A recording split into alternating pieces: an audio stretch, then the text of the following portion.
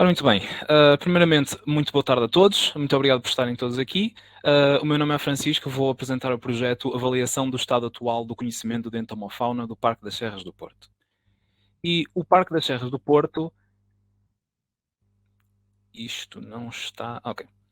O Parque das Serras do Porto é uma paisagem protegida regional situada no distrito do Porto, em Portugal, que abrange o território de três concelhos: Valongo, Gondomar e Paredes. Foi criada em 2017 e é uma zona já reconhecida pela sua elevada biodiversidade, de tal forma que até antes da sua criação existia lá uma zona especial de conservação, desde 2004, da Rede Natura 2000, que na altura da sua criação se chamava, era um sítio de importância comunitária. Portanto, temos aqui um reconhecimento internacional da alta biodiversidade deste local. No entanto, nem o parque conseguiu escapar à invasão por flora exótica, nomeadamente dos géneros acácia, eucaliptus e ráquia. Mas não por isso que não podemos encontrar lá bastantes espécies de flora autóctone, como os Munda regalis, Quercus robur, Quercus suber, espécies do género Ulex, espécies do género Erica, entre outras. E, claro, se procurarmos com atenção, conseguimos também encontrar fauna autóctone, inclusive espécies presentes nos anexos 2 e 4 da Diretiva Habitats, como o Lucanus cervus, Geomalacus maculosus e Chioglossa lusitanica.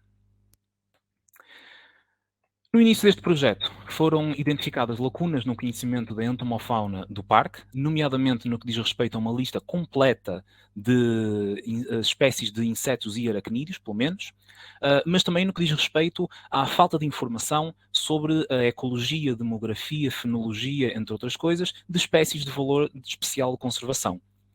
Como tal, e como indica o título, o objetivo principal deste trabalho foi a avaliação do estado atual do conhecimento da entomofauna do parque. Este trabalho teve duas componentes, uma componente bibliográfica e uma componente de campo. A primeira consistiu na recolha de registros de publicações científicas de insetos e aracnídeos referentes à área do Parque das Serras do Porto ou aos concelhos que o parque abrange, portanto, Valongo, Gondomar ou Paredes.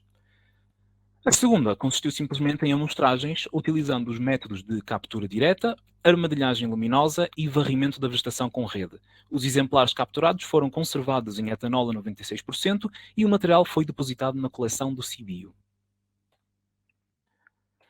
Da componente bibliográfica resultaram 102 publicações com dados e destas resultaram registros de 749 espécies de insetos pertencentes a 10 ordens e registros de 128 espécies de aracnídeos pertencentes a 4 ordens. Estamos ainda a constatar que a grande maioria das publicações referentes a insetos do parque foi feita na última década, sendo que as mais recentes são de 2021, mas as mais antigas são desde 1897. Portanto, temos já um grande período de publicação de insetos que aumentou a partir de 2010, digamos. Quero só chamar a atenção a uma coisa. O parque foi criado em 2017, como já referi, e como tal a grande maioria dos artigos, dos insetos e também dos aracnídeos, não o refere no seu conteúdo, porque foi feito antes da sua criação. No caso dos aracnídeos, vemos um padrão bastante diferente. Temos na mesma publicações antigas de 1898, mas a publicação mais recente é de Bosmans et al. De 2010, muito antes do ano presente e também muito antes da criação do Parque das Serras do Porto. Como tal, nenhum deles o refere. E também vemos que, não, ao contrário dos insetos, não houve nenhuma evolução drástica na quantidade de artigos publicados ao longo do tempo. Mantiveram-se mais ou menos, entre aspas, constantes. Para, referente à componente de campo das amostragens, resultaram 504 espécies de insetos registadas, pertencentes a 11 ordens, e 46 espécies de aracnídeos pertencentes a 2 ordens. Podemos aqui ver os resultados de ambas as componentes e é claro, à primeira vista, que a ordem Lepidoptera, é a ordem com mais espécies, com uns avassaladores 505 registros de espécies nesta ordem. Segue-se a ordem Diptera, com 312 espécies, e a ordem com mais espécies dos aracnídeos, a ordem Arania, com 112 espécies. Durante a componente de campo, detectámos também populações de lucanos-cervos dentro do Parque das Serras do Porto, ampliando assim o número de registros para este local e o número, aliás, ia aumentando a sua distribuição dentro do parque, sua distribuição conhecida. Isto é uma espécie presente na Diretiva Habitats, portanto é de bastante especial valor para a conservação. Também durante a componente de campo foram registadas, aliás, duas espécies de dípteros, Lasiosina stenostylus e Ribos andrade, que foram recentemente descritas e que, para já, pelo menos, são endémicas da área do parque. Portanto, não foram encontradas em mais lado nenhum no mundo por agora. Quero só chamar a atenção a outra coisa, um facto interessante. A segunda espécie, Ribos andrade, foi assim nomeada em homenagem ao meu colega de equipa, Rui Andrade, que foi o responsável pela ordem díptera durante este projeto. Finalmente, a componente de campo resultou finalmente na detecção de populações de Odontura macphersoni, um ortóptero cujas populações no Parque das Serras do Porto constituem os registros mais próximos do litoral em Portugal, aumentando assim significativamente a sua área de distribuição conhecida dentro do país. Podemos então concluir que o parque tem de veras uma elevada diversidade de invertebrados, pelo menos no que toca aos aracnídeos e aos insetos, com um número impressionante de 1040 espécies registadas, pertencentes a 162 famílias diferentes. Informação esta que foi posta facilmente acessível pela primeira vez para o Parque das Serras do Porto utilizar na divulgação da ciência. Como considerações finais, eu queria só apontar alguns pontos. Este projeto constitui uma contribuição significativa não só para o conhecimento da entomofauna do Parque das Serras do Porto, mas também para o conhecimento das espécies de valor especial de conservação que nele habitam.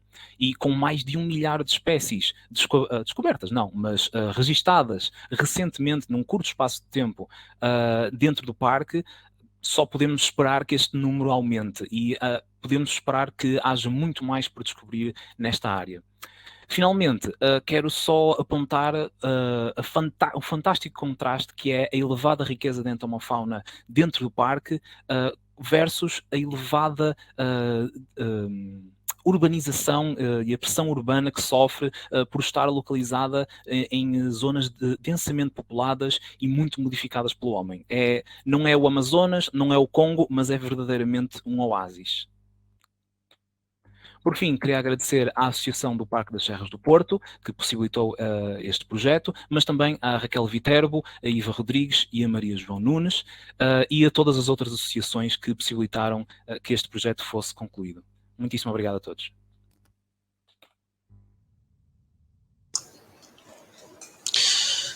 Muito bem. Estou a ver que antecipei um bocadinho.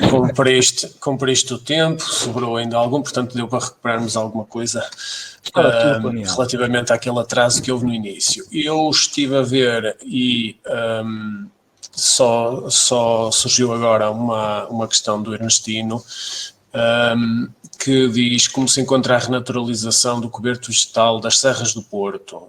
Diz que conhece a região e sabe que é um importante polo para a conservação e educação ambiental. Ora bem, o que é que eu posso dizer sobre isto? Eu não posso dar, como eu sou... pronto, isto foi um trabalho sobre insetos, eu não posso dar uma resposta, digamos, profissional a isso, mas pelo que eu vi, ainda há bastante presença de espécies invasoras no parque, infelizmente. Não só as que eu mencionei, mas também outras. Acho que também havia lá uma do género Tradescantia, se não me engano, que é uma planta arbustiva que cobre muita área. Mas estão sem dúvida a ser a ser tomadas medidas para a renaturalização do coberto vegetal. Sim, há várias coisas a acontecer.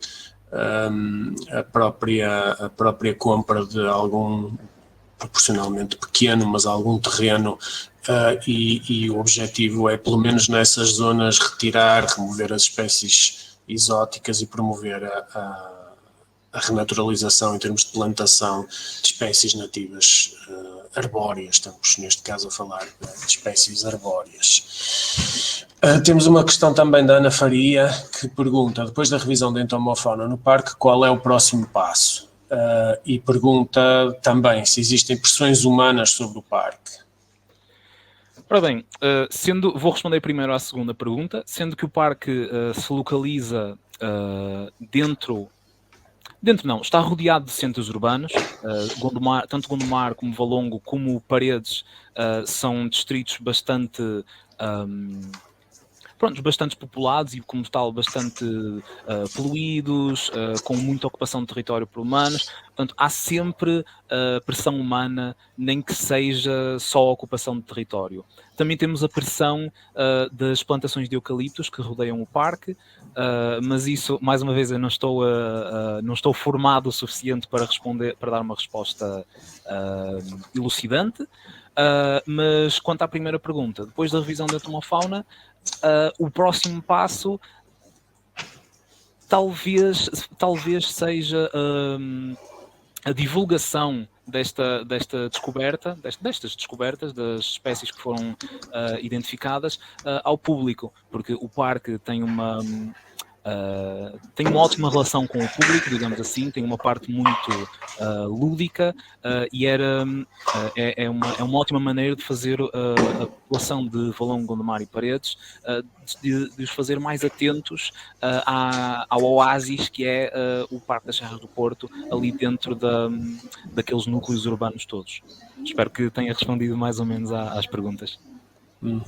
Acho que sim. Não havendo mais perguntas e estamos nós a tentar recuperar um bocadinho de tempo, acho que ficamos por aqui. Poderão falar com o Francisco se entenderem necessário, se tiverem interesse em aprofundar alguma questão mais tarde. Passamos então à segunda comunicação, que será apresentada pela Amanda Ville e que tem a ver com a urbanização como fator de mudança de atributos funcionais de invertebrados aquáticos em cursos de água, pequenos cursos de água insulares. Amanda, quando quiser.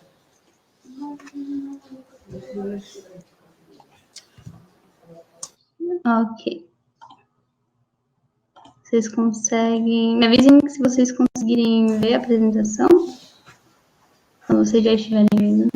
Ainda não, mas há bocado demorou um pouquinho, por isso vamos dar tempo.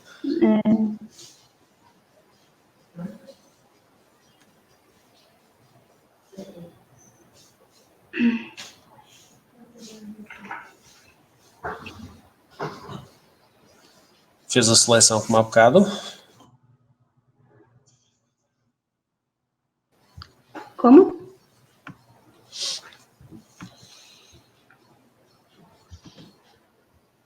Ainda não. Ainda não foi?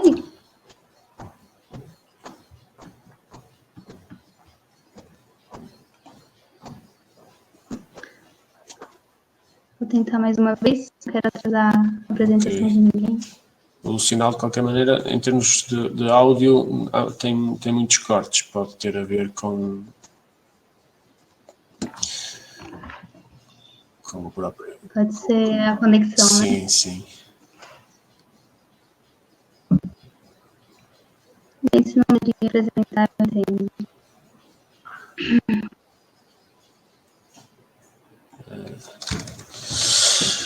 Ainda não.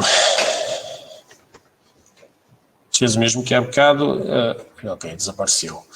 Portanto, é mesmo uma questão da ligação que é fraquinha. E se calhar vamos avançar para o João Cardoso e depois no fim tentamos novamente, ou a seguir tentamos novamente. Por isso eu passo a palavra ao João.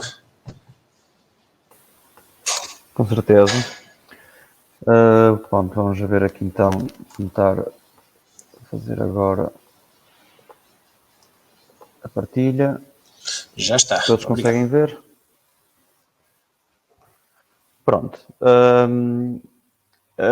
Eu vou falar um bocado, portanto, sobre um pequeno estudo que fizemos na Instituição do Laboratório da Paisagem de Guimarães, que está inserido no projeto que podem ver aí, que chama-se o Projeto Poliniza-te.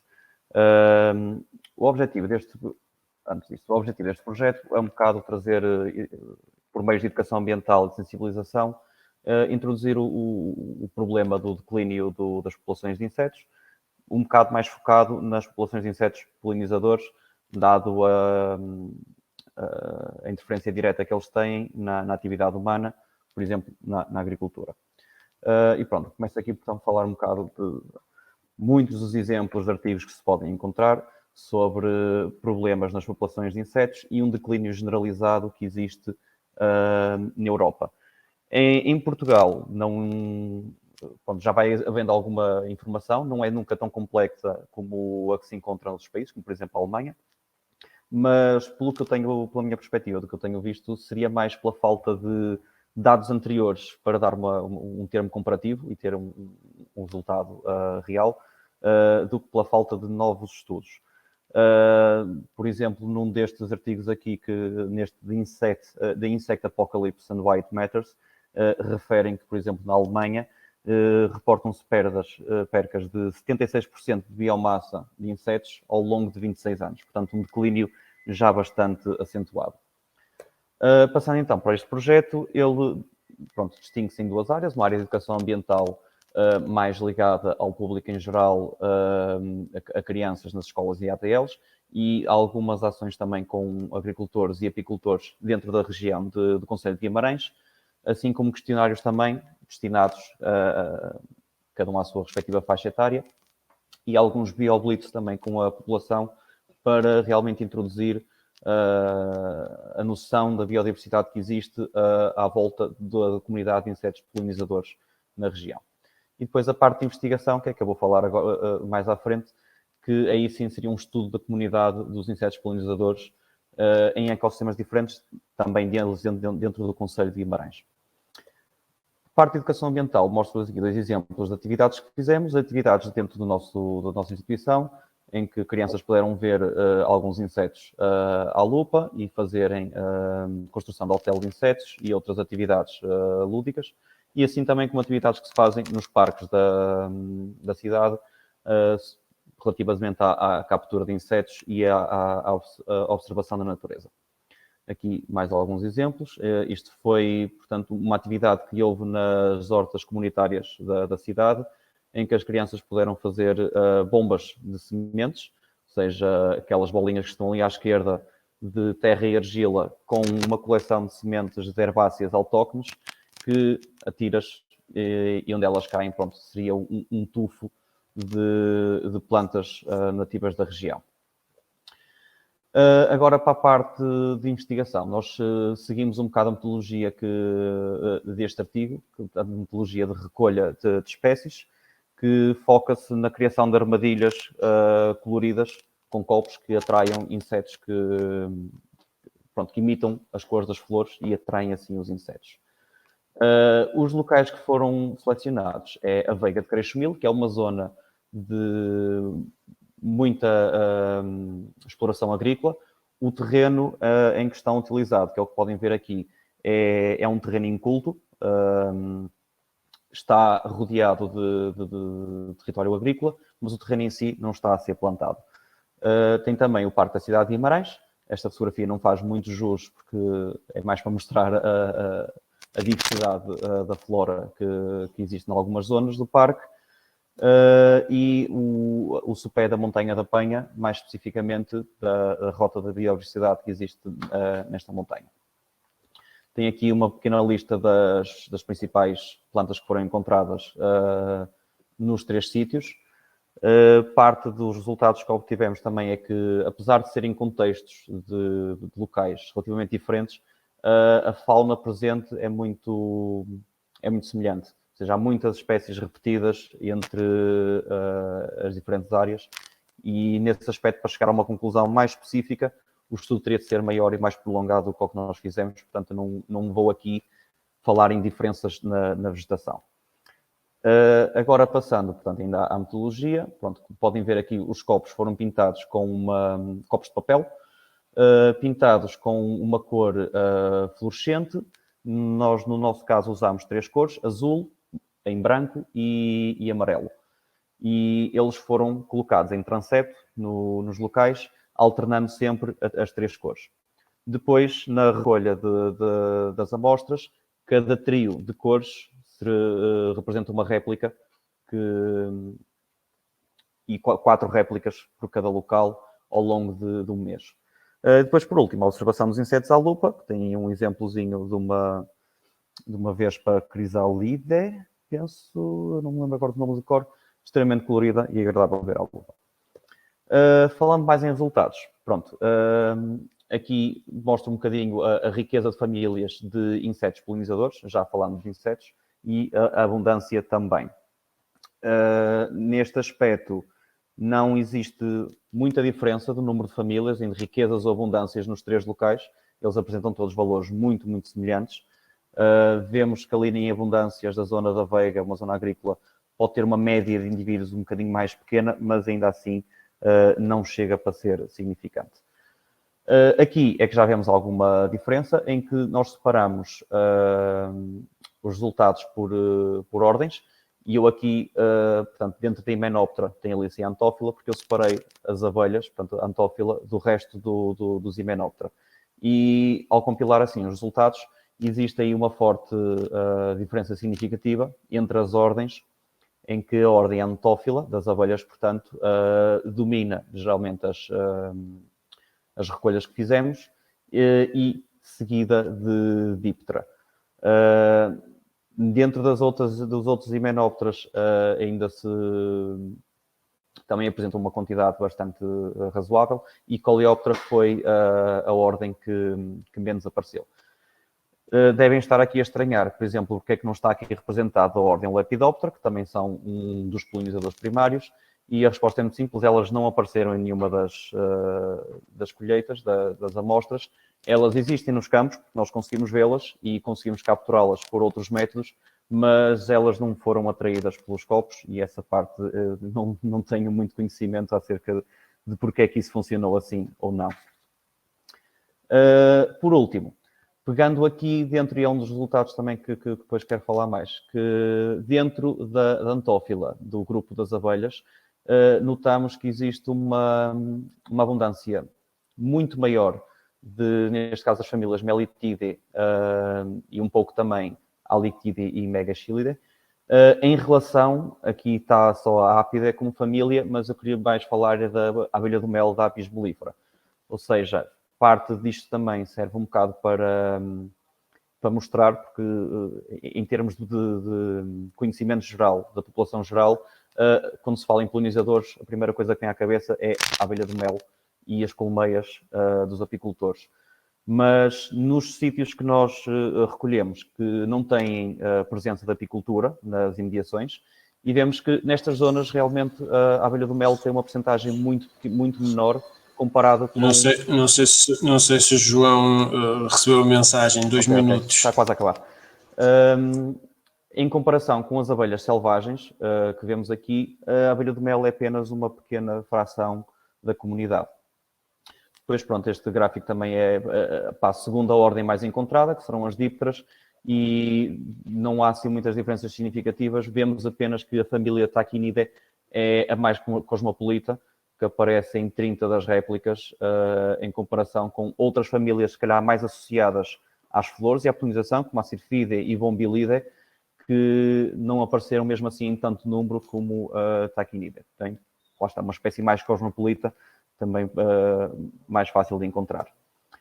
E pronto, em conclusão deste pequeno estudo, a comunidade dos insetos polinizadores em ambientes de contexto agrícola, urbano e suburbano acabam por ter uma composição semelhante e divide-se, aqui falta mencionar a ordem Lepidoptera, mas dentro deste estudo foram as 3 que apareceram.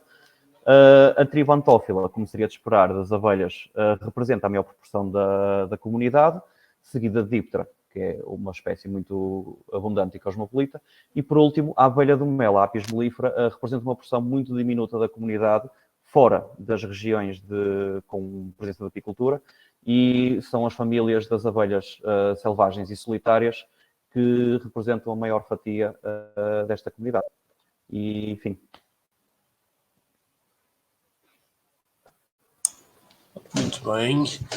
Vamos ver se há alguma questão. Neste momento parece-me que não, pode ser que entretanto apareça. Algum dos outros participantes da sessão quer colocar alguma questão, por exemplo? Ninguém tem. Aqui uma pergunta da Ana Faria. Ok, boa. Ora bem, fala-se muito do risco de extinção das abelhas do mel, mas verifica-se o mesmo com as abelhas silvestres e solitárias. Da minha perspectiva, pronto, eu sou um bocado novo também nesta área, comecei a trabalhar com abelhas há relativamente pouco tempo, que a minha área de especialidade são vespas calcidoideia e sinipoideia. Portanto, eu não tenho muita informação em relação a isso, mas elas vão seguir mais ou menos as mesmas tendências do resto dos insetos, ou seja, se a comunidade geral de insetos diminui, as abelhas silvestres, como parte dessa comunidade, também provavelmente estarão a diminuir. O ponto que isso toca neste projeto em si é mais apresentar que existe importância nas abelhas silvestres e não só na abelha doméstica, ou seja, é um trabalho partilhado e não exclusivo de uma só espécie. Ok. O João Loureiro pergunta sobre diferenças entre os resultados dos diferentes copos, das diferentes cores dos copos. Não conseguimos ver porque agrupamos as 3 cores em cada réplica, portanto isso não foi um objetivo a ser estudado. No artigo que eu pus ao início já tem lá alguma informação relativa a isso. Portanto, mas não era isso, o nome. Não era isso que pretendiam testar. Não, exato, não era isso. Eu vou aproveitar antes mesmo de passar à pergunta do Ernestino para fazer um pequeno comentário, porque parece-me que uma parte dos resultados, e nomeadamente a ausência de Lepidoptera, tem realmente a ver com a metodologia. Há questões que são práticas, são logísticas, são de escolha da forma de chegar a determinado grupo funcional, como neste caso os polinizadores. Se houvesse vários métodos, se houvesse aplicação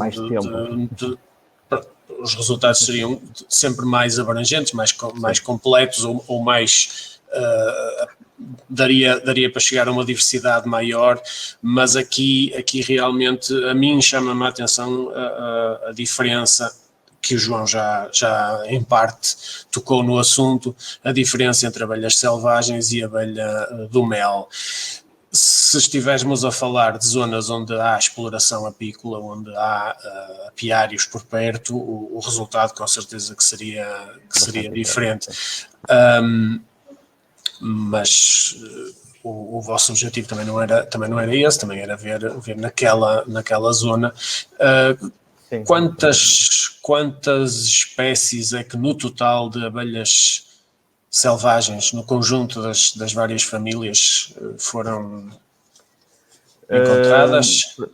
Dessa pergunta, pronto, lá está. E a minha falta de experiência neste grupo também fala um bocado, porque muitas delas eu não as identifiquei até à espécie. A maior parte... Mas mesmo que falássemos de morfoespécies, de um número aproximado, estaríamos em que... Estaríamos a falar entre 10 e 20 espécies dentro das 3 famílias. Também tenho uma nota, portanto, que há aí 2 famílias que não estão notadas, que é a Coletidae e a Andrenidae. E eu também não tenho a certeza se isto é uma lacuna na minha identificação, e elas na verdade estão presentes nas amostras, mas pelo trabalho que fiz pareceram estar ausentes. Alguma literatura indica que o tempo de atividade delas não correspondeu ao tempo da experiência, e como foi um tempo muito reduzido, até existe alguma probabilidade. Sim. Mas eu de facto não consigo dar uma resposta assim muito elucidativa acerca disso. Ok. Só mais uma coisa antes de passar então às questões do Ernestino, que também me chamou a atenção, que é a relação, o jogo de ordens de grandeza entre as famílias de Diptera, que é um bocadinho diferente do que eu esperaria. Há bibliografia que tenham consultado com os taquinídeos a dominar, por exemplo, isso a mim parece-me invulgar. Foi um bocado invulgar, e isto foi um dos últimos resultados a serem recolhidos, também é um dos que estão menos explorados. Pela literatura que eu vi, portanto, é uma espécie que é comum encontrar em praticamente todo o sítio. Ou seja, a presença delas seria inevitável. A abundância delas, aí já não posso me dizer, que isto seriam zonas que nunca estão muito longe de contexto urbano, e como isto são moscas também que a densidade observada, ou se tiverem alguma noção medida, de vespa asiática na zona... Não foi medida, não medimos, mas todas as atividades de campo, elas estão presentes, sim. Pelo menos na zona do contexto do Conselho de Guimarães, estão bastante bem... É uma pena, porque realmente aquilo que foi dito no início é o nosso problema e vai ser sempre o nosso problema. É a falta de dados de base, é a falta de uma noção do que eram essas diversidades e essas abundâncias antes de diversas perturbações, incluindo a vespa asiática.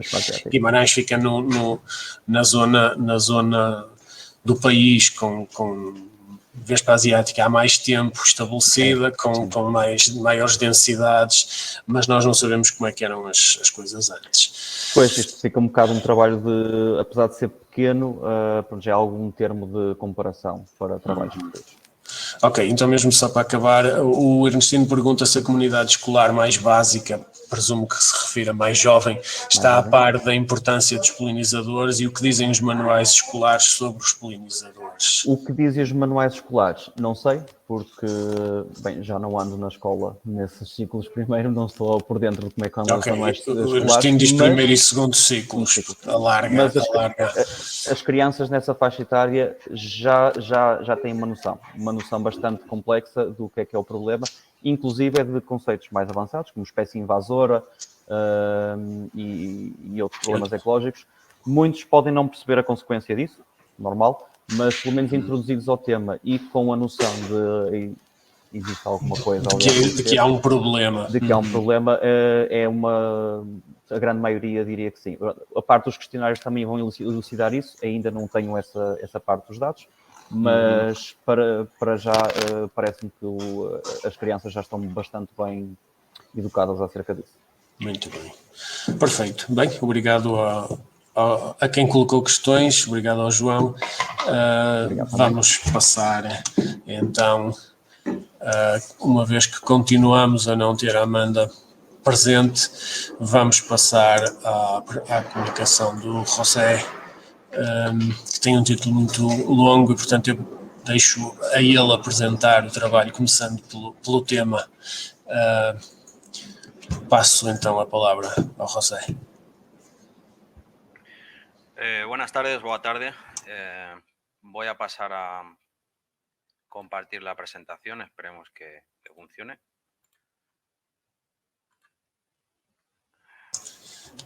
¿Se ve? Ainda não em ecrã inteiro.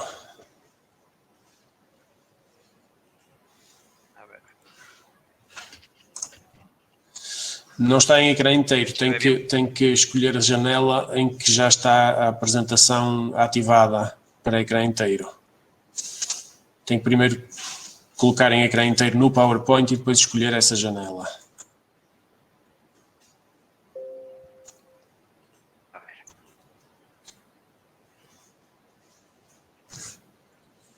Vamos a ver.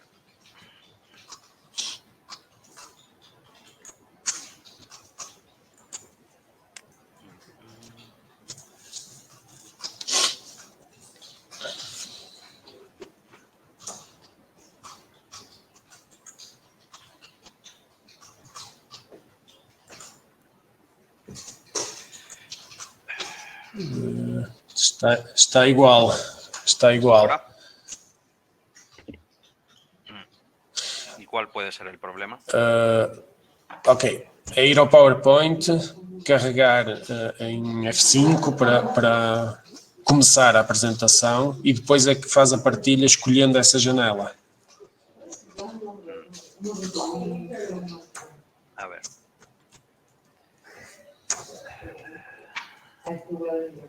Portanto, neste momento é remover a partilha. Aquí abajo.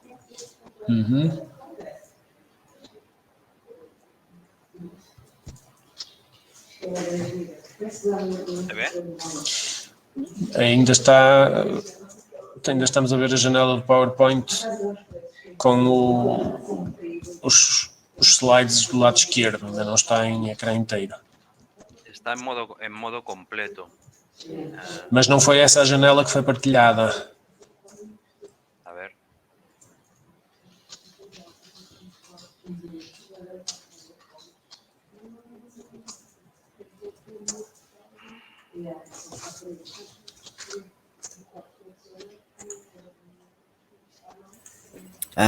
Se o José se quiser dirigir ao suporte técnico, será mais fácil. Já temos a Amanda pronta. Ok. Então, então vamos passar a palavra à Amanda. O José tem que retirar a partilha. Ok, perfeito. Então, Amanda, vamos começar? Vamos. Muito bem. Eu vou-me manter ainda com o microfone a funcionar para confirmar que quando estivermos, estamos a ver. Muito bem. Tudo bem? Pode começar. Muito bem. Ok, muito obrigada. Bom dia a todos os participantes, à organização do congresso. O meu nome é Amanda e eu falo de Florianópolis, Brasil. E o título do meu trabalho, que eu vou apresentar hoje, é Urbanização como um fator de mudança nos atributos funcionais de invertebrados aquáticos em riachos insulares. Pode passar. Bem, a urbanização, então, é um processo de transformação de ambientes naturais em ambientes artificiais que é realizada pelo ser humano para atender às suas necessidades. Hoje, as áreas urbanas são as localidades que comportam as maiores parcelas da população humana, onde no Brasil esse número pode chegar a 85% da população. Pode passar.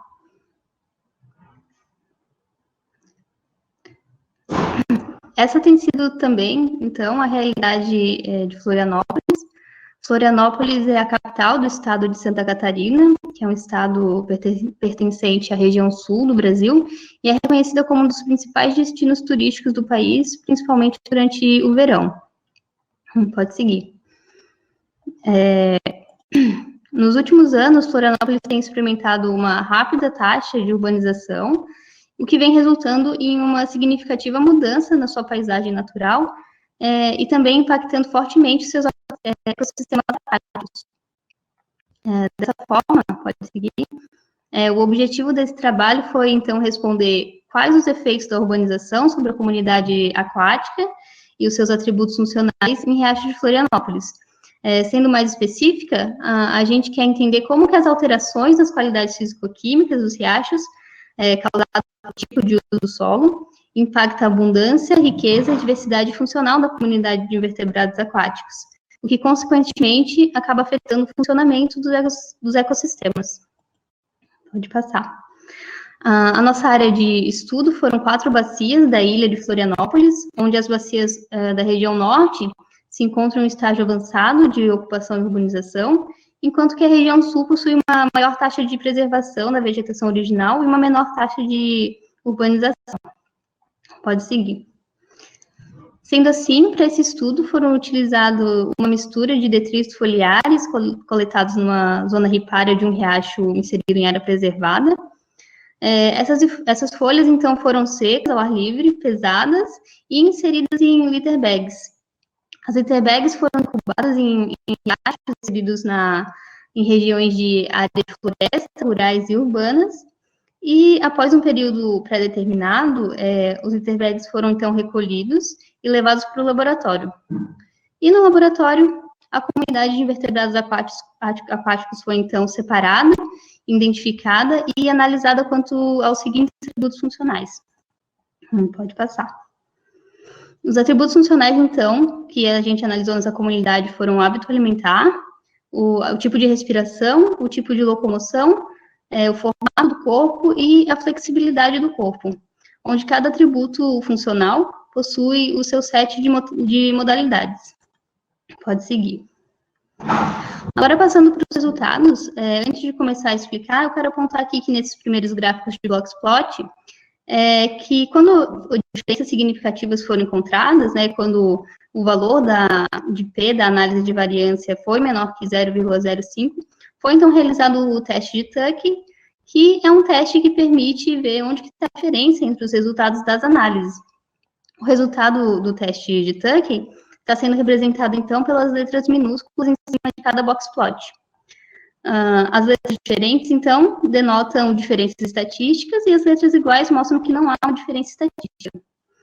Bem, aqui temos e aqui também temos os riachos, as cores dos riachos representadas como verde para riachos em áreas de floresta, laranja em riachos em áreas rurais e vermelho como riachos urbanos. Sendo assim, pode dar um cliquezinho. Sendo assim, as análises sobre as variáveis abióticas mostraram que as medidas de largura, profundidade, velocidade e condutividade tiveram uma diferença significativa de acordo com o tipo de solo. Essa diferença também pode ser vista através de Tuck, né, onde os riachos de áreas de floresta e rurais não mostraram diferença significativa em seus valores, mas sim quanto aos valores das áreas urbanas. Dessa forma, a gente pode concluir que os riachos urbanos se mostraram mais estreitos, rasos e velozes, e provavelmente por causa da completa descaracterização que é promovida pelo avanço da urbanização, como a retirada da vegetação primária, né, que viabiliza o aumento do assoreamento dos riachos. Pode passar. Aqui eu aponto onde é as diferenças. Pode passar de novo. Em contrapartida, as variáveis de oxigênio, pH e fósforo e nitrogênio totais mostram diferenças significativas entre cada um dos tipos de solo. Pode dar um cliquezinho para mim. Onde as baixas concentrações de oxigênio avistadas em riachos urbanos pode ser explicada pelo aumento da produção primária dos riachos, né, que é causado pelo aumento do aporte de nutrientes, o que também acaba explicando as variações do pH e da condutividade que a gente viu no slide anterior. Ao contrário do que é visto na literatura, não foi encontrada diferença estatística entre as análises de temperatura dos diferentes riachos, né? Pode passar para o próximo slide? Aqui eu aponto a diferença. E aqui a queda de oxigênio. Pode passar. A subida de fósforo e nitrogênio. E a quantidade e a temperatura que não mudou, né? Pode seguir. Com relação aos resultados das análises sobre os vertebrados aquáticos, a gente coletou, então, um total de 14.352 organismos, distribuídos entre 34 táxons. A abundância total dos organismos foi significante entre os riachos, sendo a maior abundância de organismos foi observada nos riachos amostrados em áreas urbanas, seguidos por riachos de áreas florestadas e rurais. Entretanto, o teste de Tuck mostra que não existe diferença estatística na abundância total de organismos de riachos amostrados em riachos rurais. Somente essa diferença é somente relevante em relação a riachos urbanos. Com relação à riqueza taxonômica, diferenças significativas também foram observadas entre os riachos amostrados, onde a maior riqueza taxonômica foi encontrada em ambientes florestados, seguidos pelos riachos amostrados em áreas rurais e urbanas. Entretanto, também foram observadas diferenças estatísticas entre a riqueza de riachos rurais e urbanos. Pode seguir. Pode seguir, até o próximo slide. Isso. Nesse segundo gráfico, onde a gente consegue ver esse gráfico de barras, a gente apresenta a abundância dos principais táxons de invertebrados em cada área. A gente pode entender melhor, então, os resultados que a gente viu no slide anterior. Nos riachos urbanos, onde a gente teve a maior abundância de organismos, é possível observar que as maiores abundâncias estão distribuídas ali nos primeiros 3 ou 4 táxons. Em contrapartida, a baixa riqueza de riachos urbanos pode ser verificada pelo baixo número de outros táxons, que está representado ali pela barrinha cinza, que é bem pequenininha no final do gráfico. Por outro lado, os riachos florestados, apesar das famílias amostradas apresentarem uma baixa abundância, esse ambiente possui uma melhor distribuição da abundância entre os táxons, sendo que sua riqueza taxonômica é bem maior, o que é representado pela barra cinza maior ali também. Se você puder passar também, de novo. Só mais uma vez. E só mais uma vez. Isso. Então, a família Chironomide foi a mais abundante nas amostras em todas as áreas, em geral, representando 45,7% dos organismos amostrados, seguido pelos táxons Ligoqueta, Hirudine e Psenidae, desculpe. Pode seguir. Quanto aos resultados dos atributos funcionais, nesse conjunto de box plot, a gente tem no eixo X as modalidades dos atributos e no eixo Y a proporção dos organismos amostrados por riacho.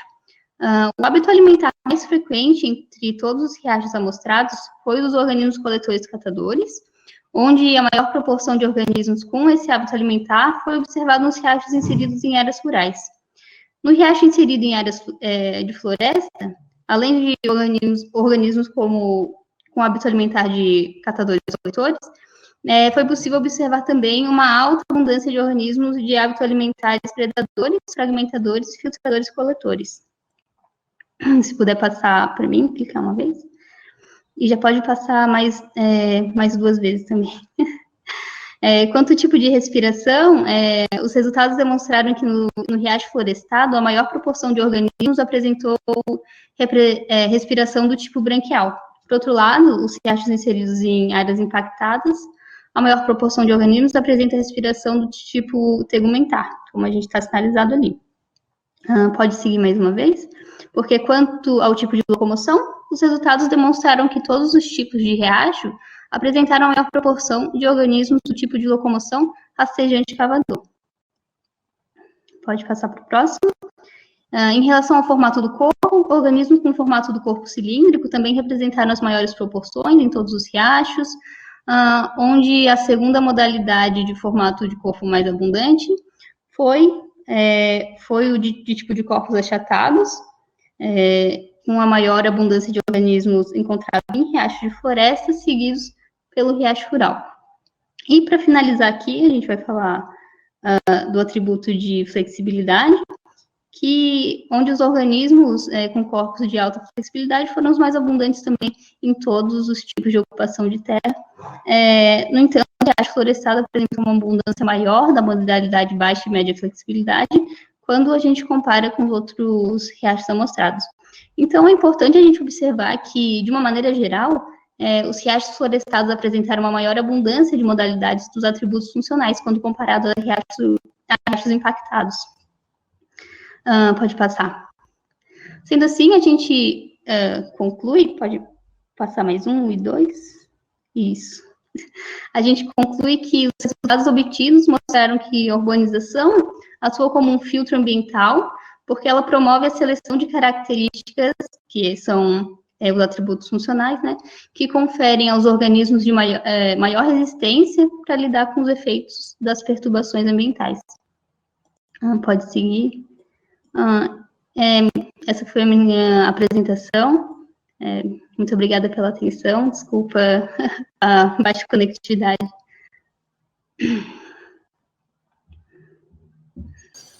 Muito bem, né? A questão da conectividade são coisas que nós não controlamos, portanto, ultrapassou-se, é o que interessa. Não temos ainda, mas é possível que as pessoas agora coloquem alguma questão. Algum de vocês tem alguma questão para a Amanda? Tenho uma. Não sei se tem conhecimento ou não, mas se existe muita diferença entre a comunidade americana, sul-americana e europeia, por exemplo, Não em termos de espécies, mas em termos de grupos funcionais, ou seja, se os grupos funcionais são parecidos e mais ou menos a mesma coisa, ou se varia assim tanto. Os funcionais são espécies, né? Varia uma Não, característica não se está a perceber, Amanda. Não se está a perceber, o som está com muitos cortes.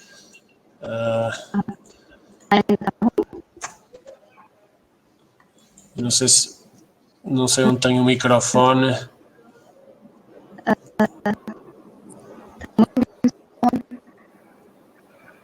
Não se ouve. Amanda, faça refresh ao seu browser, por favor.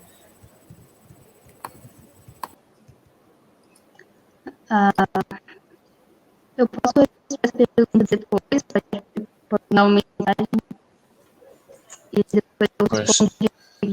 Sim, acho que é capaz de ser preferível. Obrigado, de qualquer maneira. Obrigada. Vamos avançar. Ora,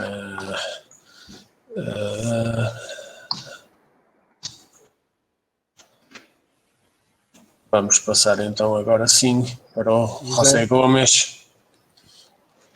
Sí, yo creo que tengo el problema solucionado, creo. Muito bem. Vamos a intentar. Eu já confirmo quando o ecrã estiver. Vamos a intentar.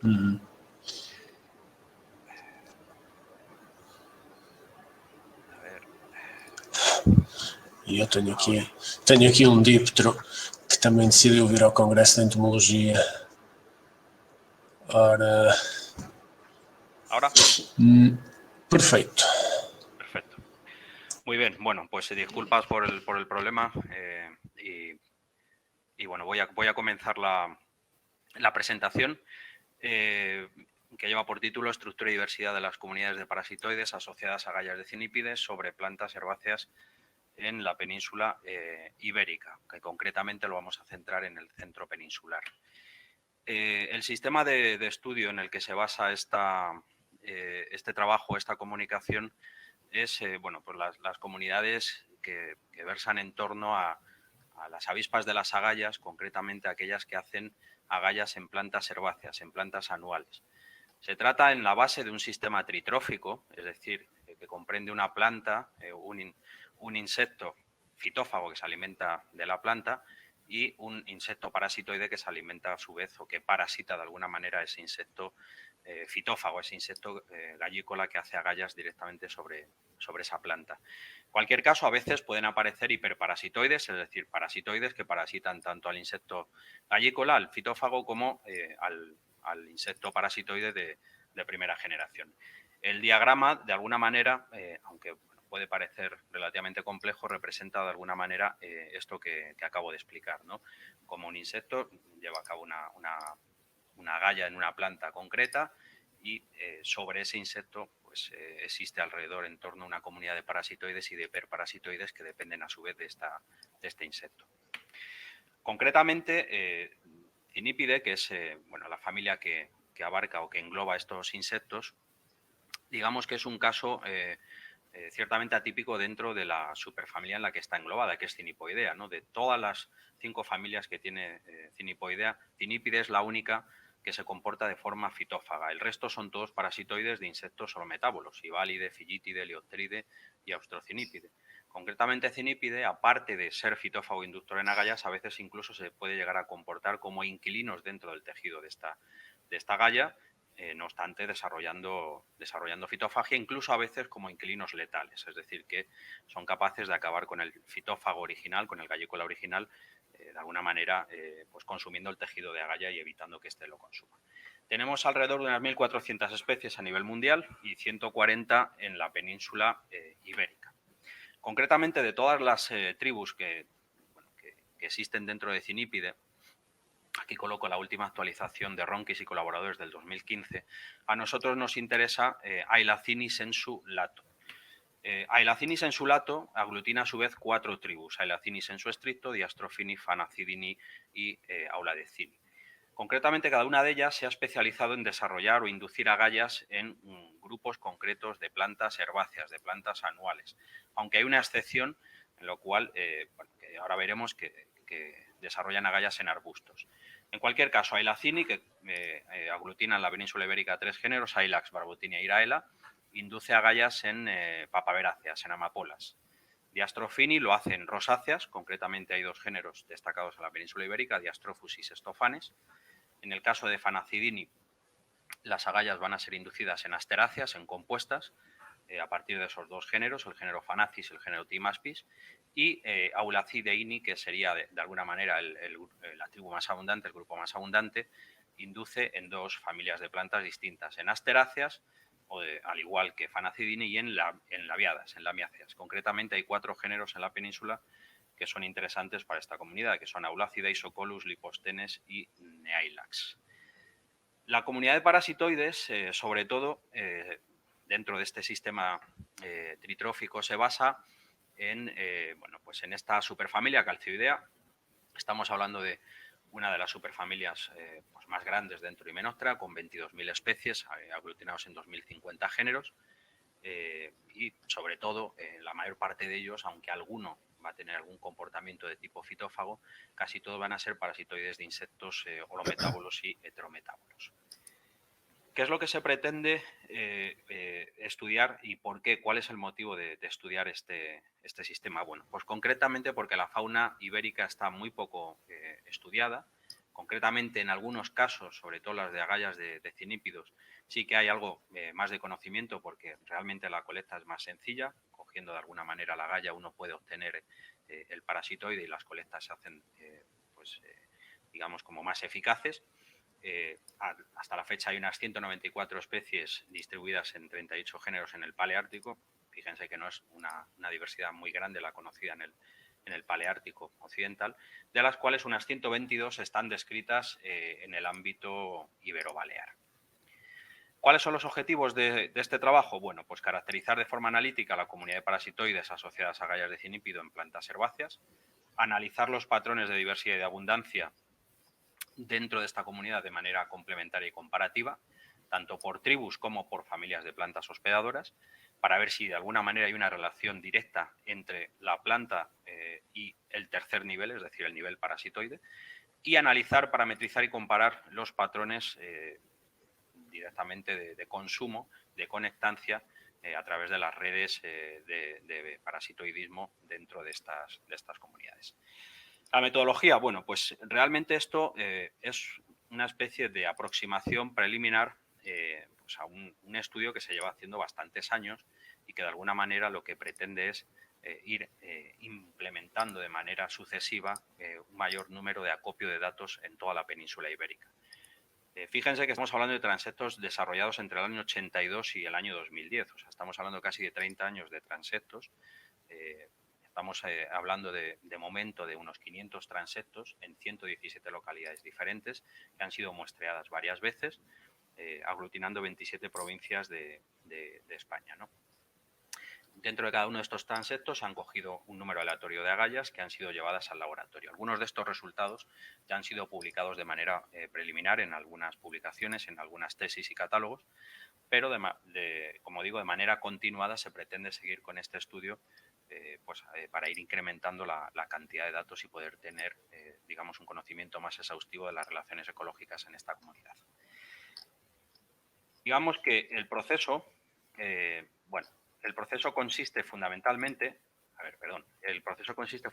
en una vez recogidas las agallas, estas agallas son en el laboratorio criadas para obtener los adultos y algunas de ellas son diseccionadas para obtener larvas, de tal manera que así podemos describir el ciclo completo. A partir de cada una de estas muestras, lo que se hace es, en un número aleatorio de agallas, contar el número de celdas que tiene cada una de esas agallas para hacer un cálculo del número de celdas por transecto, muestreado en el campo, y a partir de ahí poder hacer una asociación entre el número de celdas por transecto y el número de parasitoides que han salido en cada uno de esos gallícolas, ¿no? Digamos de esas unidades de muestreo que son las agallas. A partir de ahí, pues hemos estudiado abundancias, hemos hecho análisis de similitud y de complementariedad de comunidades y hemos, de alguna manera, analizado los vínculos tróficos a partir de una serie de parámetros de la red que nos han permitido, pues, de alguna manera, hacer una descripción lo más exhaustiva posible de unas redes de abundancia y de conectancia desde la perspectiva de cada una de las comunidades, tanto a nivel de tribu como a nivel de familia de planta. ¿Qué es lo que hemos obtenido? Bueno, pues 34 especies de cinípido colectados en 4 familias de plantas y un total hasta la fecha de 70 especies de parasitoides identificados. Están dentro de 6 familias de calcididea más una de cinipoidea, que es una excepción, una única especie de fillítidos, que es Parnis nigripes. Estas son las 6 familias de calcididea que están implicadas en la comunidad: Eupélmide, Eulófide, Euritómide, Hormíride, Pteromálide y Torímide. Aquí les presento los datos cuantitativos absolutos y se aprecia que hay una mayor tendencia hacia la monofagia o oligofagia en las comunidades de parasitoides, es decir, que cada una de las especies de agallas aglutina un complejo de parasitoides con muy poquitas especies, a lo sumo 2, como mucho 3, pero rara vez más de 3. Las localidades muestreadas para cada una de las tribus aparecen reflejadas en los cuadros y en los mapas, ¿no? Ailacini ha sido preferentemente colectada en el centro de la península, Diastrofini fundamentalmente en el centro, con alguna colecta específica de especies eurosiberianas en el norte de la península, mientras que Fanacidini y Auladecini han estado las colectas más dispersas a lo largo de la península ibérica. En cualquier caso, como podrán apreciar, la mayor parte de los muestreos se han hecho en la submeseta norte de la península ibérica, con muestreos esporádicos en algunas localidades próximas a la costa. Desde el punto de vista de la complementariedad de las comunidades por tribu... José, 2 minutos. Sí, voy rápido. Por favor. Sí, pues se ha visto concretamente que las comunidades con nichos cercanos pues son aquellas que comparten de una manera más o menos exhaustiva el hospedador planta, ¿no? En este caso, Auladecini y concretamente también Fanacidini y Ailacini. Esto se aprecia muy bien también en los diagramas de similitud, donde se ve como Diastrofini y Ailacini están relativamente cercanas, digamos, desde el punto de vista de la distancia en cuanto a la composición de comunidades.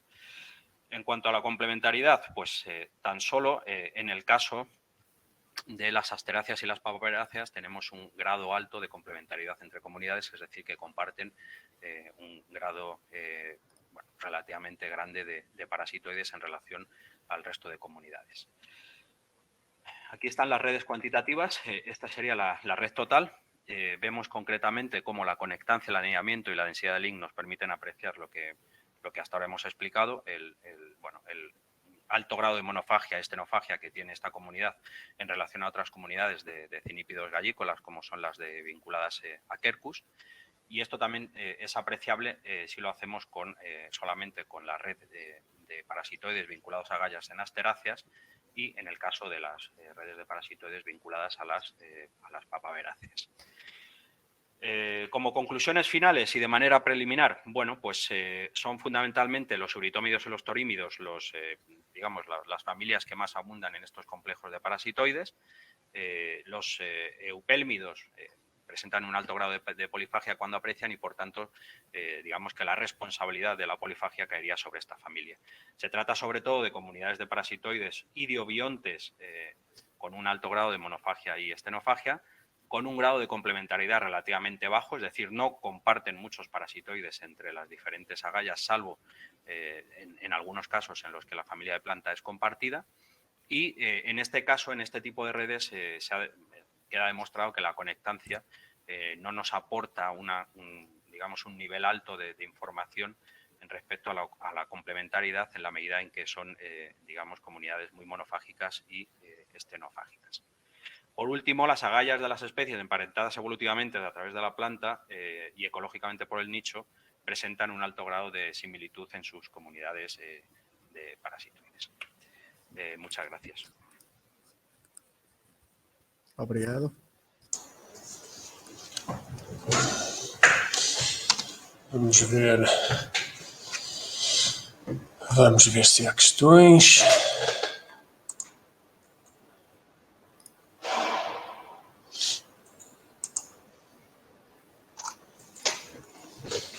Para já não. Eu colocava uma questão ao José. Geograficamente, em termos das amostragens dos transetos, dos 500, não é? Transetos realizados na Península Ibérica, há uma grande concentração no sistema central. Será... Isso introduz potencialmente um desvio nos dados motivado pela flora do sistema central, pelas espécies vegetais que foram amostradas. Têm, por exemplo, no sul da Península Ibérica, que provavelmente estará menos conhecido, seria de esperar que houvesse situações diferentes, que as estatísticas mudassem. O que é que pensam sobre isso? Bueno, digamos que la característica fundamental de esta comunidad es que está basada en plantas anuales, es decir, son plantas que salen en primavera y desaparecen en junio y que tienen una distribución muy heterogénea dentro de la península ibérica. Es decir, hay algunas plantas que se distribuyen por toda la península, por ejemplo las papaveráceas. Género papaver es un género que es bastante distribuido en toda la península y podemos buscarla en el centro, en el sur, en el este o en el oeste. Pero hay algunas otras que son muy vinculadas a la costa, con lo cual a veces los muestreos, en función de la que quieras muestrear, pues hay que orientarlos concretamente hacia aquellas áreas en donde uno sabe que van a estar estas plantas. Son un recurso muy aleatorio estas agallas, es decir, que es posible que después de hacer 100 transectos de papaveráceas tan solo encuentres 4 agallas y es posible que después de hacer 10 transectos te encuentres 200 agallas, porque el patrón vinculado a la aparición de las agallas desde un punto de vista geográfico y ecológico todavía no está descrito, no se sabe realmente. Hay localidades donde hay presencia de muchas agallas y hay otras donde hay muy poquitas. ¿Y fluctuaciones anuales? Fluctuaciones anuales hay. Lo único que son son agallas que tienen una única generación al año porque aparecen concretamente en el momento en el que aparece la planta y luego desaparecen. Tiene que haber o se tiene que dar la posibilidad de que surjan 2 poblaciones de plantas en el tiempo. Que está ocurriendo, de hecho está pasando con las alteraciones climáticas, se está viendo que aparecen, por ejemplo, amapolas o determinadas compuestas 2 veces al año y aparecen 2 o 3 generaciones. De hecho, lo que queremos hacer a partir de ahora es tomar muestras en diferentes momentos del año, siempre y cuando estén las plantas. Portanto, uma nova complexidade a surgir, em que algumas espécies poderão adaptar-se mais depressa a estas novas multiplicações em termos fenológicos do que outras, e um sistema em que os hiperparasitoides vão ter que se adaptar após a adaptação dos parasitoides. Lo que es posible es que el rango digamos, este rango estenofágico que nosotros hemos visto bastante habitual, pues se pueda llegar a ampliar, porque sí que es cierto que se ha demostrado, y además está publicado en algunos trabajos, que los parasitoides lo que hacen es atacar a las agallas a partir de características físicas que tiene la agalla en la planta. De tal manera que en la medida en que vayan apareciendo más generaciones de plantas y que es posible que aparezcan mayor diversidad de agallas en diferentes lugares donde no aparecen, los parasitoides vayan ampliando el rango trófico, vayan saltando de una comunidad a otra y por tanto al final pues la comunidad termine siendo polifágica. En cualquier caso, eso es bastante difícil de demostrar y requeriría posiblemente muchísimos transectos en muchísimas partes de la península durante muchísimo tiempo, ¿no? Porque construir las redes tróficas es verdaderamente complejo. O sea, observar un evento de consumo de una larva que tiene aproximadamente 2,5 milímetros sobre otra, estando identificada un número n de veces, es verdaderamente complejo. Ok.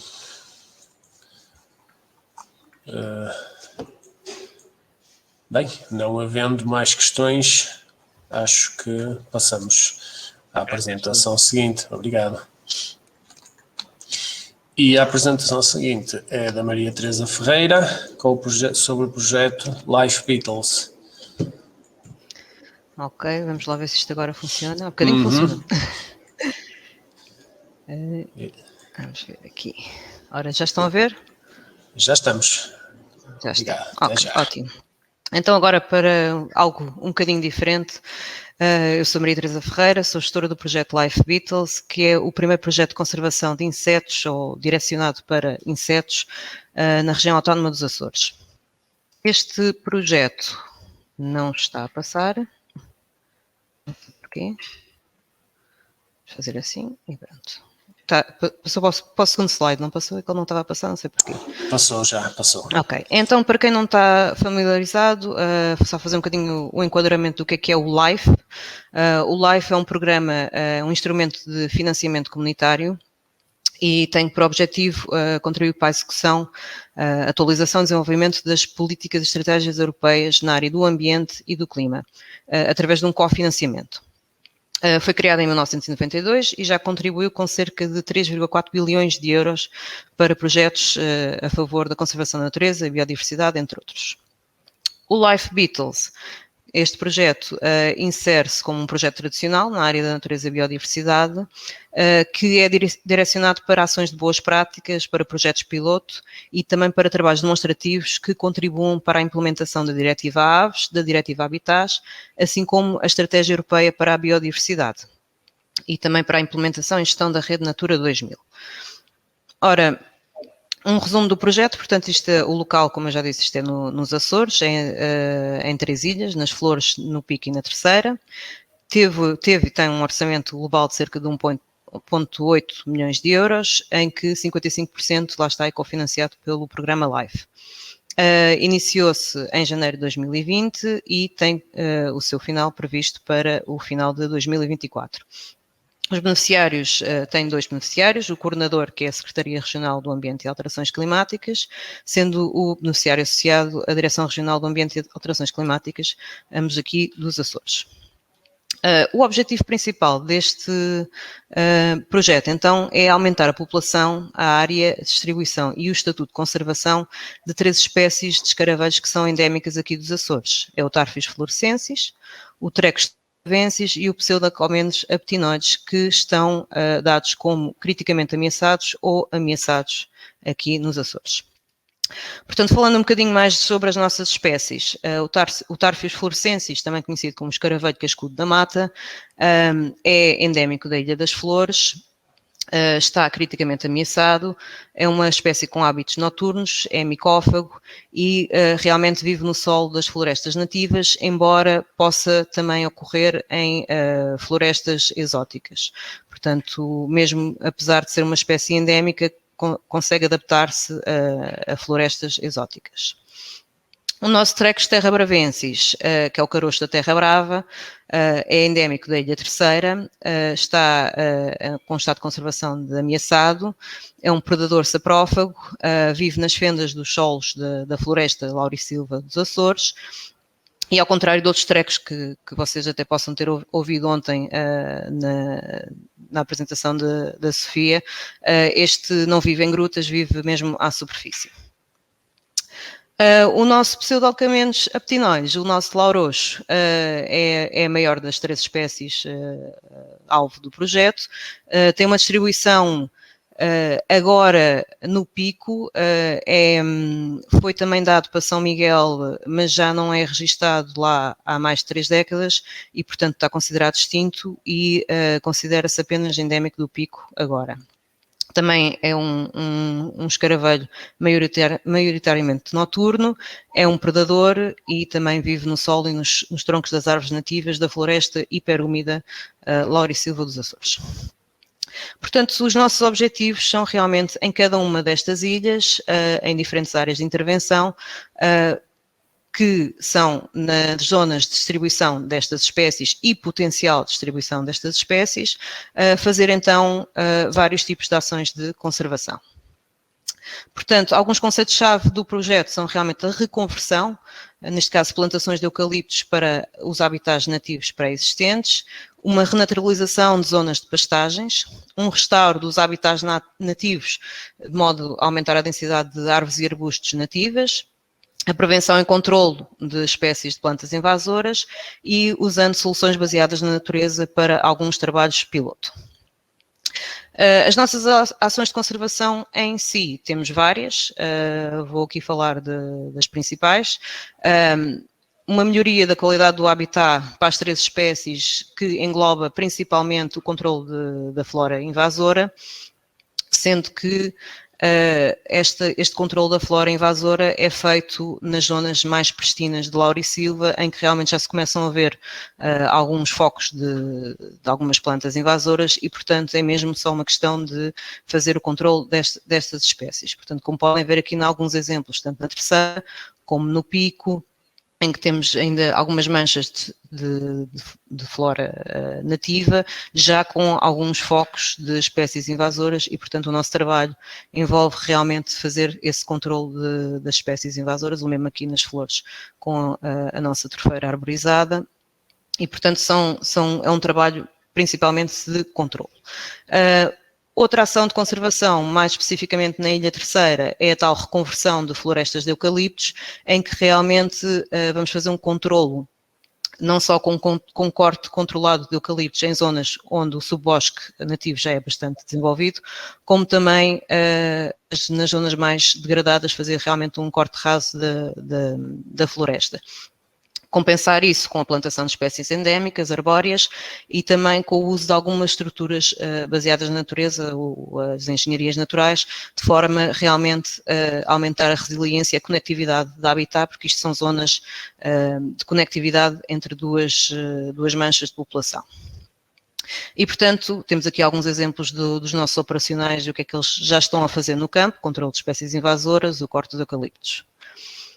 Em relação à Ilha do Pico, temos também a tal reconversão de pastagens, em que vamos principalmente tentar evitar que o gado entre nas pastagens, portanto com a vedação das áreas, fazer uma plantação de árvores e arbustos nativos e fazer também uma dispersão de esporos de fetos nativos, porque é uma zona também onde existem bastantes fetos e, portanto, e também usar soluções baseadas na natureza de forma a aumentar a retenção de água, que também é propícia para torfeiras, que são também naturais.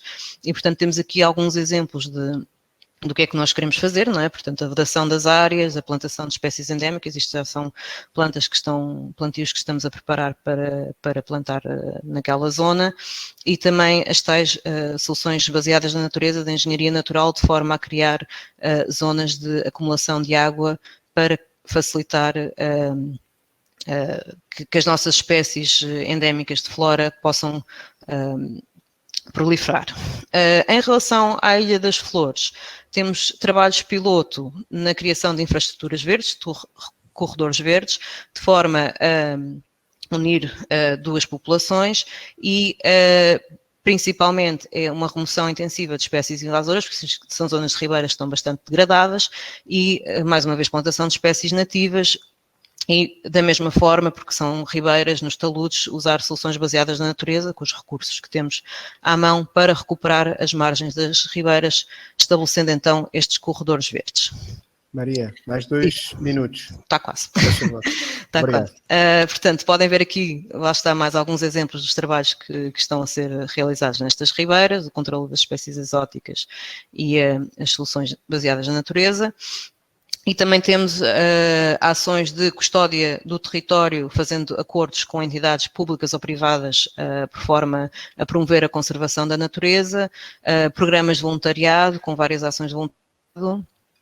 Estamos também a fazer, como é óbvio, uma monitorização do projeto com a ajuda da Universidade dos Açores, por forma a ver o impacto que as nossas ações têm a nível biológico.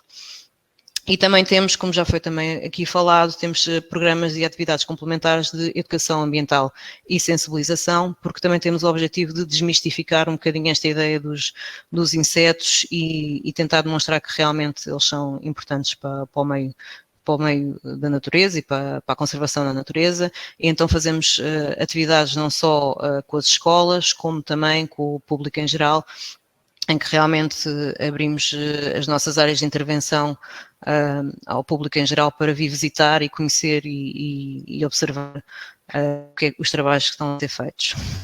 E pronto, e é isto. Muito obrigado pela vossa atenção e visitem-nos e estou aberta a perguntas.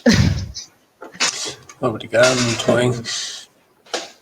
Ainda não temos ali, e se calhar eu vou começar com uma pergunta, uma curiosidade minha. Tendo em conta que, como está logo explícito no título, este é o primeiro, relativamente à conservação de insetos, primeiro projeto, há alguma coisa no histórico de outras ações, por exemplo, de conservação de fauna, que venham que tendo acontecido antes, venham a aumentar o potencial para sucesso neste projeto, ou seja, já havia alguma coisa feita relativamente à flora que possa ter impacto positivo também para acumular impacto positivo para estas espécies ou para outras de insetos?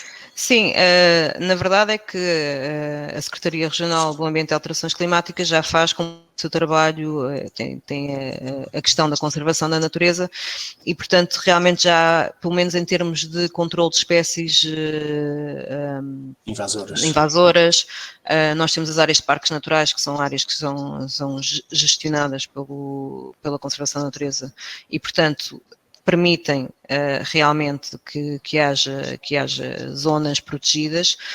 Temos também zonas de rede Natura e, para além disso, o projeto Life Beetles não é o único projeto Life a decorrer aqui nos Açores neste momento. Existem outros projetos irmãos, não é? Que também visam a conservação da natureza.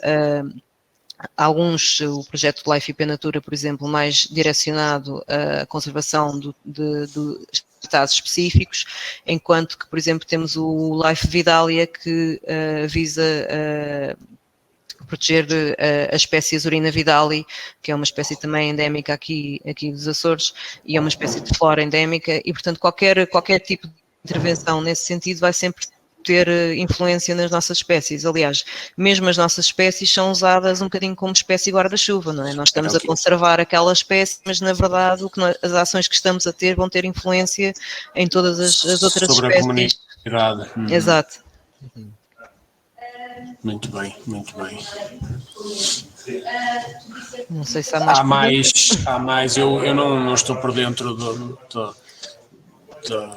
Estatuto de Conservação, do Estatuto de Ameaça, melhor dizendo, das espécies endémicas dos Açores, no caso de insetos ou de coleópteros em particular. Mas há mais espécies que estejam com estatutos como Sim.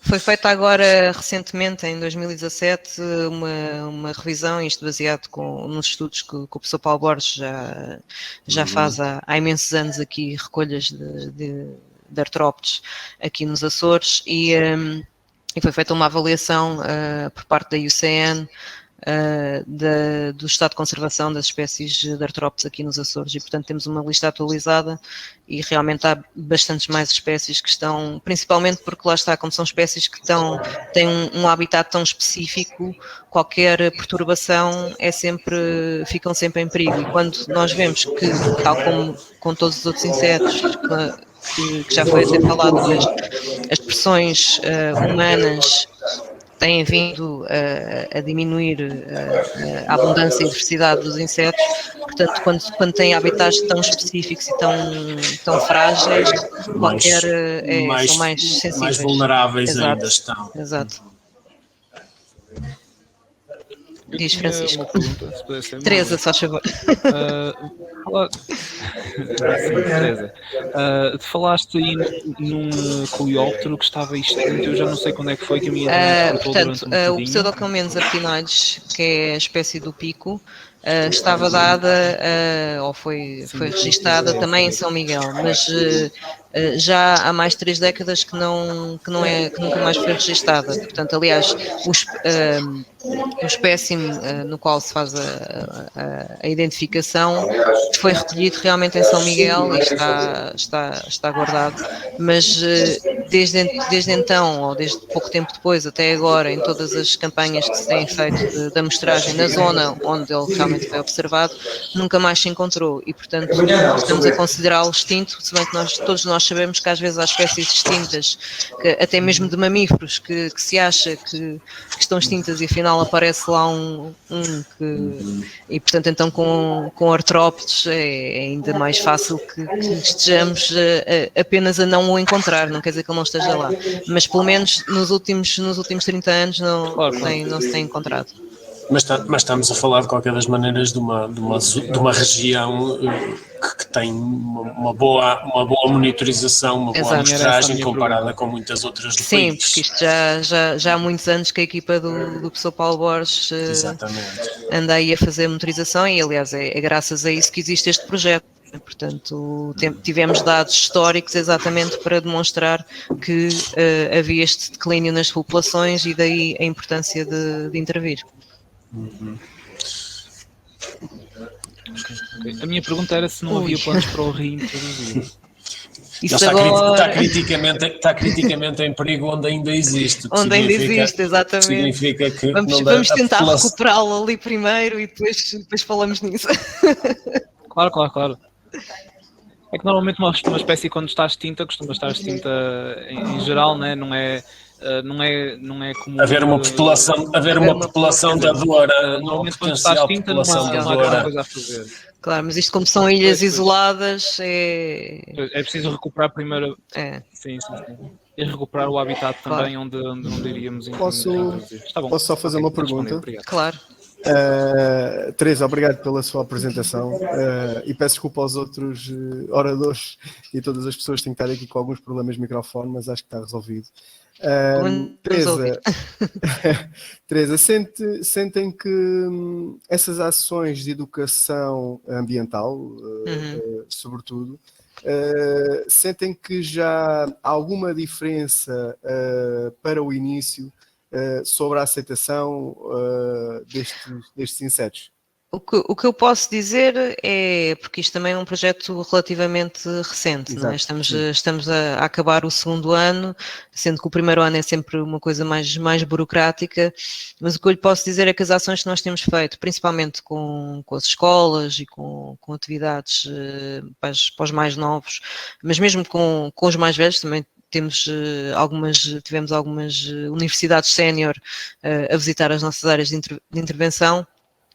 O que nós fazemos é uma simples questão de mudança de percepção, tentar perceber se as pessoas realmente o que é que achavam dos insetos em geral, e depois fazemos um questionáriozinho no início, um questionáriozinho no fim, e realmente até agora, claro que pronto, quando as pessoas realmente veem os bichinhos e interagem e percebem, ficam logo com uma ideia diferente. É claro que isto é um público muito específico, mas a verdade é que realmente há uma mudança de percepção e o nosso objetivo é chegar a um público mais geral, começando se calhar com os mais novos, que são sempre aqueles que são mais fáceis de trazer para o lado negro, não é?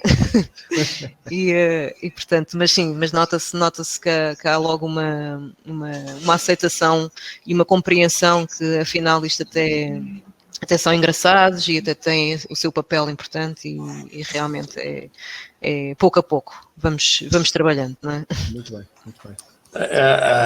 O estatuto, a endemicidade também é uma coisa que pode ser muito capitalizada nesse aspecto. As pessoas quando sabem que é uma espécie que não existe em mais lugar do mundo, só naquela ilha ou naquela serra ou coisa assim, as pessoas...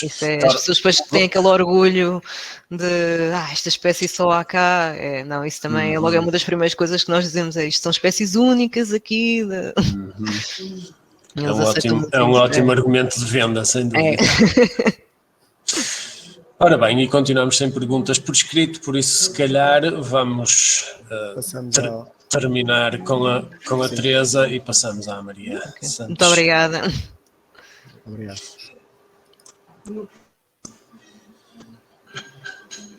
Olá, vamos então começar.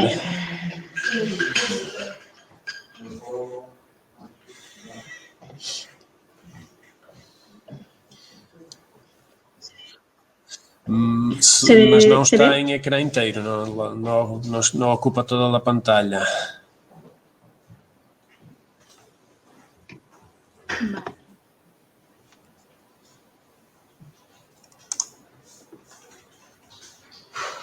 Sí, ahora sí.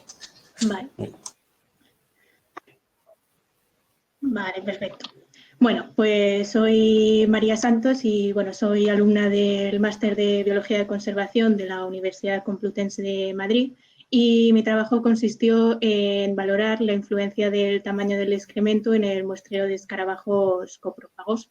Así como un poco de introducción, pues los escarabajos coprófagos son uno de los grupos más característicos de los coleópteros con afinidad por los excrementos, dotándoles de numerosas adaptaciones, tanto morfológicas como fisiológicas, para poder detectar, remover o trasladar dicho recurso.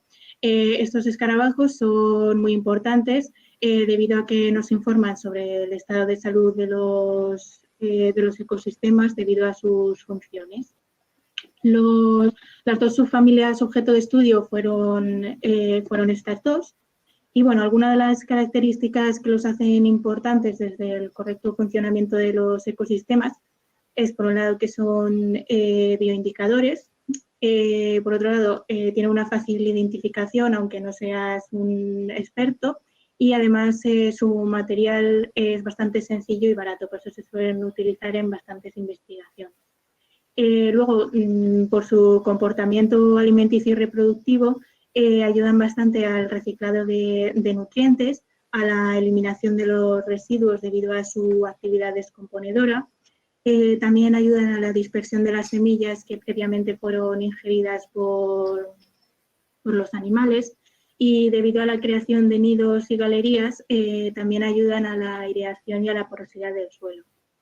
Y luego, por otro lado, también se les considera controladores biológicos naturales debido a que compiten con otras larvas de moscas por el alimento, entonces hace que se reduzca su comunidad y también de algún parásito gastrointestinal de los animales. Por todas estas características que he mencionado anteriormente, hay una gran preocupación a nivel conservacionista, ya que se están viendo amenazados por diversas causas, entre las que podemos destacar la reducción del pastoreo al aire libre, el cambio en el uso del suelo, el uso del antiparasitario ivermectina, que es uno de los más utilizados en la ganadería, y lo que sucede es que este pasa a los tejidos de los insectos y acaba formando parte de las cadenas tróficas, y además se ha visto que en los escarabajos origina principalmente pérdida de la interacción con el medio, así como alteración de sus capacidades motoras y sensoriales. Y por otro lado es el uso de las trampas pitfall, que es uno de los métodos más utilizados a la hora de capturar estos individuos, y lo que pasa es que supone la muerte de ellos, entonces ya no vuelven a su lugar, entonces afecta bastante al sitio de muestreo. Todas estas amenazas están haciendo que la fauna coprófaga se vea disminuida y, por tanto, la degradación de los excrementos también se vea disminuida, y eso repercute principalmente en la calidad del pasto, en la biología del suelo, en la concentración de gases de efecto invernadero. Por eso el objetivo principal de este trabajo es comprobar si existen diferencias tanto en la abundancia como en la riqueza de especies con trampas de diferentes tamaños de cebo, de tal manera que se analice la posibilidad de encontrar un tamaño óptimo, que sería aquel en el que ya obtengas una muestra representativa de la zona sin la necesidad de tener que matar a tantos individuos. El muestreo se llevó a cabo en una finca ganadera de la localidad de Maltalpino, que se encuentra en la parte noroccidental de la Comunidad Autónoma de Madrid. Esta zona se caracteriza por tener un clima mediterráneo continental, está desprovista de vegetación arbórea y arbustiva y presenta suelos homogéneos y oligotróficos. Y podemos encontrar tanto presencia de fauna silvestre como doméstica. En cuanto al muestreo que se llevó a cabo, pues tuvo lugar en 5 rondas en los meses de marzo, abril, mayo, junio y julio de 2021. En cada una de las rondas se utilizaron 30 trampas Pitfall que se fueron repartidas, como se puede observar en la imagen, en 5 hexágonos, y en cada uno de los vértices se colocó una trampa de manera aleatoria. Además, se colocaron 2 controles para comprobar el posible efecto de la trampa sin el cebo. En nuestro caso, no cayó ningún individuo, entonces podíamos descartar la opción de que hubiese un efecto de la propia trampa en sí. Las trampas utilizadas fueron la del modelo cebo superficial rejilla, que es como se muestra en esta imagen, que se introduce un recipiente justo a ras del suelo. Y bueno, todas las trampas seguían el mismo modelo, lo único que variaba era la cantidad de cebo, que había 3 tamaños, uno pequeño que era de 20 gramos, uno mediano que era de 80 y el grande que es de 200. Pasadas las 48 horas se retiraron todos los ejemplares capturados y se procedió a la identificación en el laboratorio y posterior análisis estadístico mediante el programa estadística. Lo primero que se realizó es ver si el esfuerzo de muestreo fue representativo y para ello se utilizó el índice de Chao-Jost y salió representativo ya que el número, que fue 78,04, fue mayor al 70%. En una primera vista general se puede ver que tanto en riqueza como abundancia en la trampa grande es donde más cayó.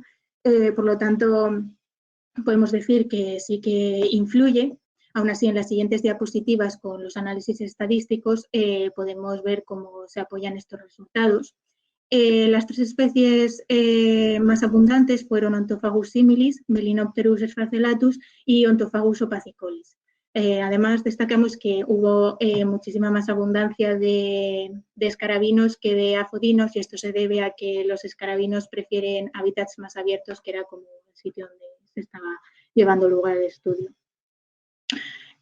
Por otro lado, destacamos que 7 de todas las especies tenían simplemente un único ejemplar y 10 estaban por debajo de los 10 individuos. Entonces, pues bueno, de todas las especies, más de la mitad tenían simplemente una abundancia de 3,10%, es decir, bastante poco. Aún así, se vieron que había especies exclusivas, que son estos que aparecen en verde, de los tamaños de cebo más grandes. Pero, por ejemplo, del tamaño pequeño no se encontró ningún ejemplar exclusivo, lo que nos hace afirmar más los resultados de que el excremento de pequeño tamaño atrae menos ejemplares. Aún así, muchos de estos que cayeron exclusivos es porque solo teníamos un ejemplar, entonces tampoco podíamos decir a ciencia cierta que prefieren ese tamaño. Aún así, en estos 3, que fueron los más abundantes, sí que se puede ver una tendencia a que había muchos más en los cebos grandes. Luego se realizó un análisis no paramétrico de la Udemann-Whitney, ya que no seguían una distribución normal. Y para evitar problemas con las estimas y que algún valor de la P salga significativo por puro azar, se realizó la corrección dura de Bonferroni, indicando en rojo los que fueron significativos con Bonferroni y en verde los que no fueron significativos, o sea, sin Bonferroni.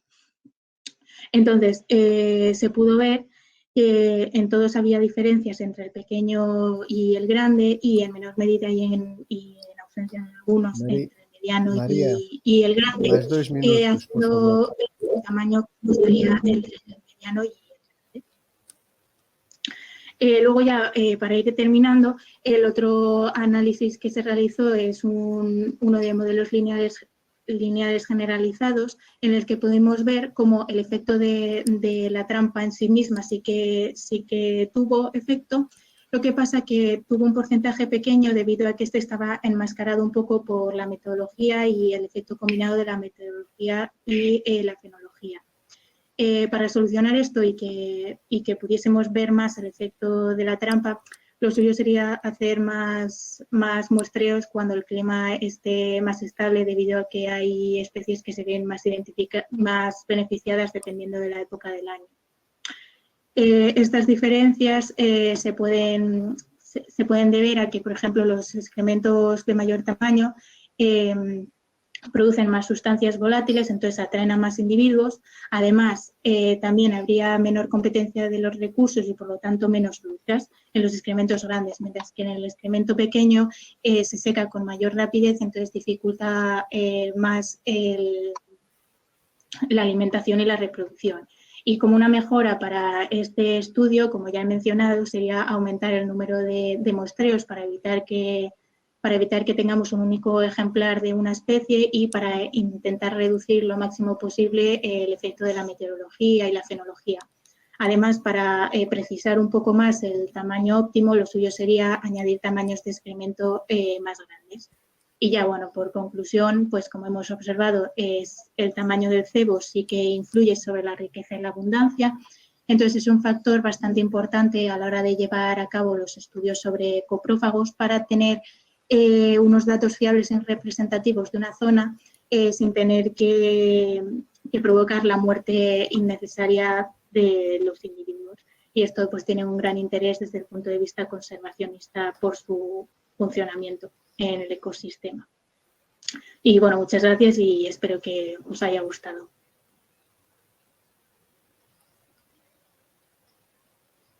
Muito obrigado, Maria. Obrigado.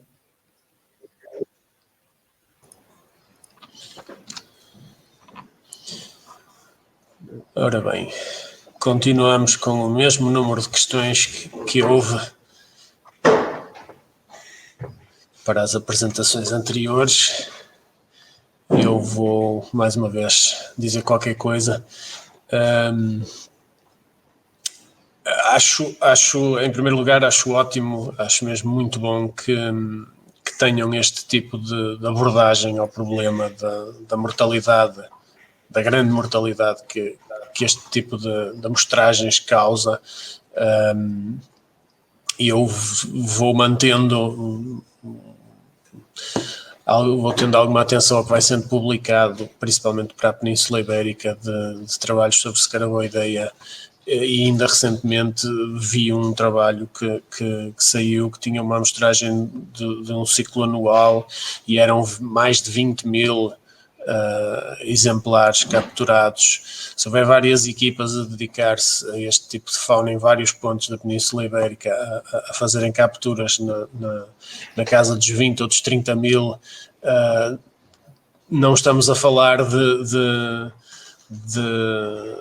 moscas que se reproduzem às centenas ou aos milhares.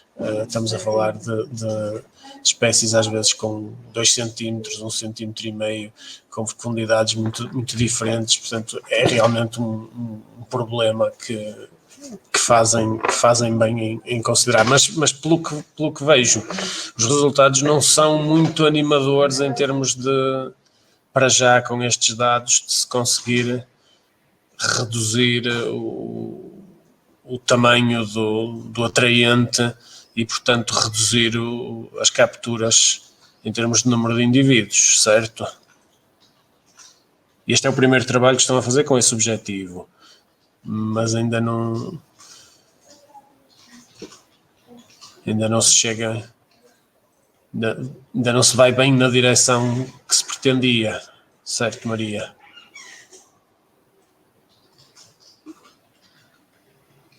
Es que no entiendo muy bien lo que quieres decir. A primeira parte ou a pergunta? La pregunta. La pregunta es que, por lo que deciste, no parece que por ahora estemos en posición de limitar la mortalidad por las trampas colocadas. el facto de que los atraentes en pequeña cantidad no producen los mismos resultados, no va a permitir por ahora. Hay que probar más, claro, pero por ahora se tendrá que seguir utilizando Sí, claro. lo mismo. Claro, obviamente todavía no hay un tamaño exacto y también dependerá bastante de la especie, pero lo suyo es seguir haciendo investigaciones y depende de la especie para encontrar un tamaño en el que intentes no afectar tanto al sitio donde hagas el estudio. Y la especie de vertebrado que se pone...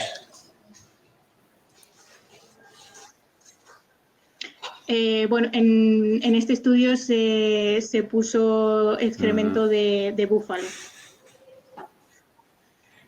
Pero también hay otros estudios con diferentes tipos de hay diferencias de lo que es necesario si utilizas de un vertebrado de la especie A o de la especie B o no hay datos suficientes por ahora.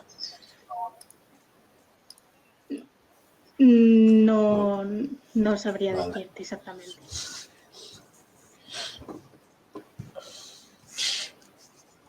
Uma pergunta de Vieille Cortés. Enhorabuena por tu presentación y qué tipo de excremento utilizaste. Entonces, eso está respondido. Y dice que por su experiencia un excremento fresco, recién excretado y de caballo atrae más. Bueno, sí, como he dicho, el excremento que yo utilicé era un excremento de búfalo y era lo más fresco posible porque nos lo proporcionaban en un zoológico. Entonces, se intentaba que fuese lo más fresco posible.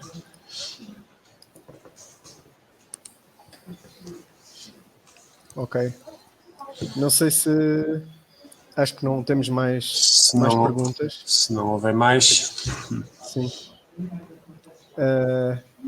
Antes de darmos a sessão por terminada, queria agradecer-vos a disponibilidade e o estarem aqui hoje, apresentar os vossos trabalhos, em primeiro lugar, e depois pedir desculpa aqui por alguns problemas técnicos mais ou menos gerais. Infelizmente acontecem. Mas pronto, da nossa parte, muito obrigado. Passo a palavra ao José e José também muito obrigado pela sua moderação.